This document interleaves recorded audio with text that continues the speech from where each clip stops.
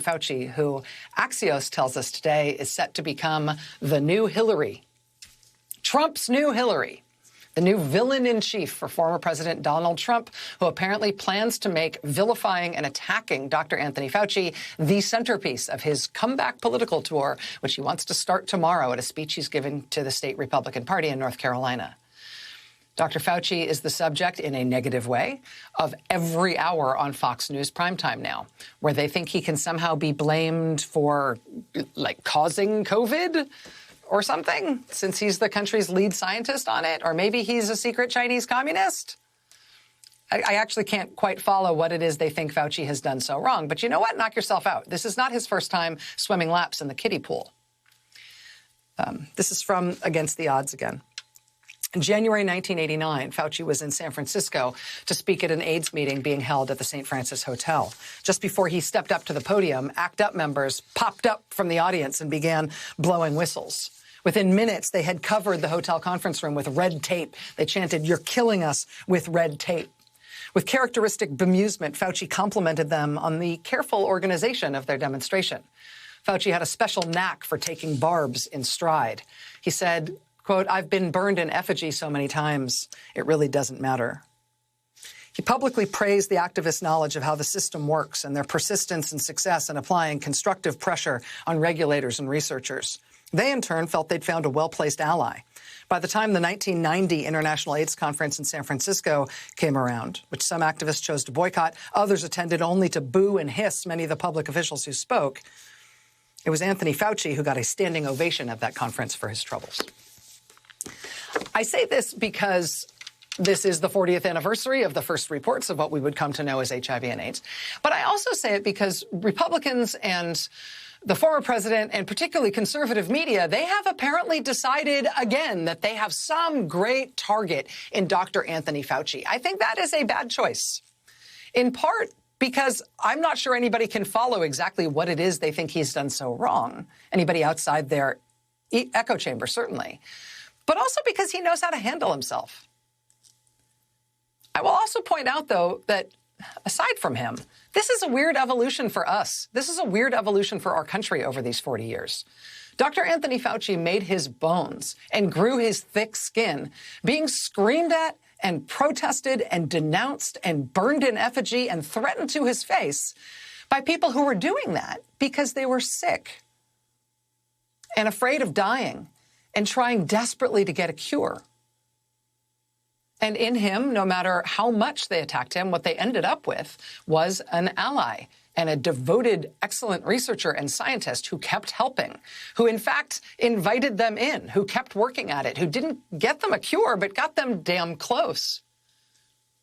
In contrast, the brickbats that he is enduring today, the people attacking him now, appear to be mad at him for the fact that there's an epidemic at all, appear to be mad at him for having trusted expertise. They appear to be mad and desperate to undermine the fact that Americans trust him to tell the truth and to do the work of stopping epidemics and finding cures. He's still the same scientist. We're the ones who have been through a very weird evolution here. Joining us now for the interview is Dr. Anthony Fauci. Since 1984, he has led the National Institute of Allergy and Infectious Diseases at the NIH. Dr. Fauci, thank you so much for being here. Good to be with you, Rachel. Thank you very much for having me. First of all, let me just ask if I'm being fair. Am I building you up to be thicker-skinned about this than you are? Are you actually worried about this new sort of re-upping of attacks on you? Well, I'm concerned about that more because it's really very much an attack on science, I think, Rachel. You know, you spoke and I think accurately depicted the growing, extraordinarily productive relationship that I had with the activists when they came to me with legitimate concerns that the federal government, the scientists, the regulatory enterprise didn't fully appreciate that you needed to involve them in everything you do because it was their lives that were at stake.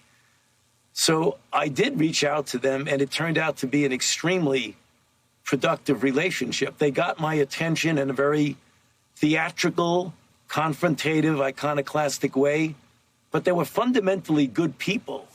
They were not anti-science. What is the thread going through what's happening now is very much an anti-science approach. So that's a big, big difference. I mean, it is what it is. I'm a public figure. I'm going to take the arrows and the slings, but they're fabricated. And that's just what it is. But we'll just have to do our jobs, Rachel. My job was to make a vaccine and use my institute and these talented scientists that we have there and that we fund in the various universities to get a vaccine that was highly safe and highly effective, and we succeeded. That's what I do. All the other stuff is just a terrible, not happy type of a distraction. But it's all nonsense. Let me ask you about, actually, the point about developing a vaccine. 40 years into your work on HIV and AIDS, does the development process and the success with the COVID vaccines should that give us any new hope for an HIV vaccine? Absolutely, absolutely. And that's a really good question, because the technologies that were developed, the mRNA technology, the success of using a very elegant techniques of the conformational correct form of the immunogen in the right form to engage the immune system to optimally make a good response. You know, it was back and forth, Rachel. What was done with HIV early on, though unsuccessful with the vaccine, went a long way to make success for the COVID-19 vaccine. And the technologies that have now been perfected, particularly the mRNA technology and other vaccine platforms that were perfected and used in COVID-19, I believe strongly will go back and be able to really forward and advance the HIV effort. In fact, there are scientists right now, even as we speak, that are using what the COVID-19 effort has inspired us to do to start working on that for HIV. So it's just science at its best, you know, contributions back and forth, with the fundamental core of it being the investment that one makes in basic biomedical research, which is really the resounding success story of the scientific approach to COVID-19 vaccines, and has resulted in already saving millions of lives. Let me ask you about trying to bridge some of the sort of politics and nonsense and some of the science that you were talking about. One of the reasons that there is this new uproar on the right, and again, I will be honest in saying I don't totally understand it, but there's a real focus on what the origin story is for where COVID-19 came from. And there are these conspiracy theories that rather than being a virus that crossed from animals into humans like other viruses have, that there was some, purposely, diabolically created virus that was purposely generated in a lab to unleash on the world as a bioweapon. And that seems to be some of what's going on in the right now in the targeting of you. But scientifically speaking, is it key? Is it a key scientific factor in coming up with cures and coming up with vaccines and coming up with a final sort of solution to COVID-19 to know where it came from, to understand the origins of the virus?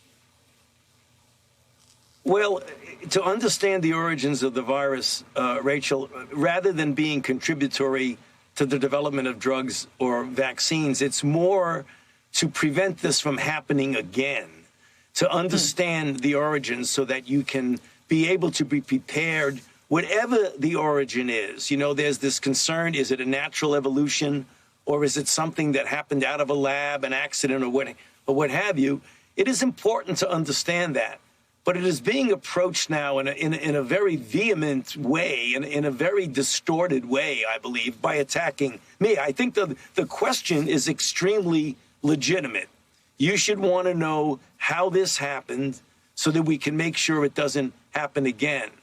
But what's happened in the middle of all that, I've become the object of extraordinary, I believe, completely inappropriate, distorted, misleading and misrepresented attacks, which, it is what it is, but it's happening. And that's unfortunate.